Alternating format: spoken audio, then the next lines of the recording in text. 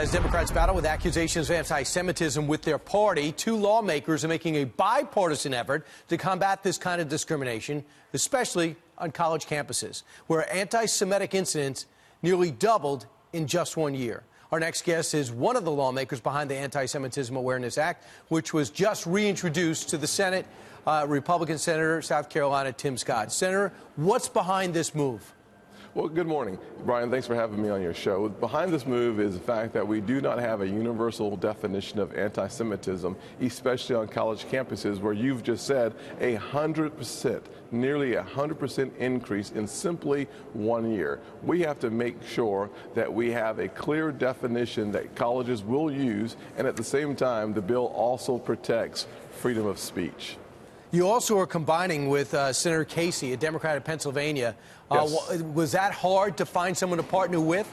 You know, it was interesting. I started this journey in 2016, so it was a little easier then than it is now, but certainly you see the ruckus in the House. The far left has taken over the party in the House. My hope is that in the Senate we'll continue to work on this issue of anti-Semitism in a bipartisan fashion. When are you going to put this up to a vote? How will we see it impact the campuses?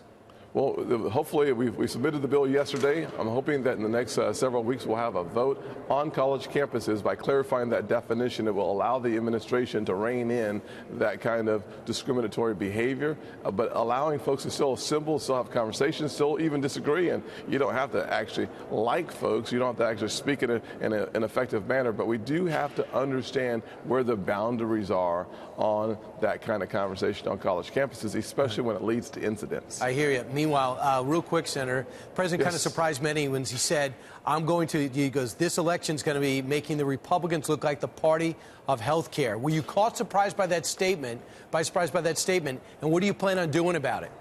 Well, I was caught off guard without any question. I got to say, though, President Trump has great political instincts, and one of the things he was reinforcing, I believe, is that in 2018 there was a 40-point gap between those voters who said that the health care issue was their #1 issue. They voted to the left by 40 points. So in order for us to be competitive in the 2020 election cycle, I think he has a very solid point that it will require us to take on the issue of health care. And if the issue or the case, I think it's in Texas, turns out that Obamacare is found to be illegal, then we're going to have a single solution. Right. I hope that solution starts with the White House and finds its way to Congress. We don't need 12 of them. Right, we need one solution. You couldn't do it last time, and you didn't have the House.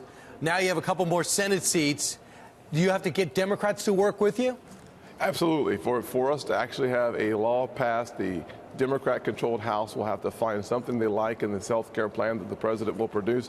I think that I'm very optimistic. One thing I've learned is that don't bet against Donald Trump. Don't bet against Donald Trump. So if he says health care is going to be our #1 issue, I'm going to follow his lead. Yeah, people are starting to get that feeling, yes. And I know he has a lot of respect for you.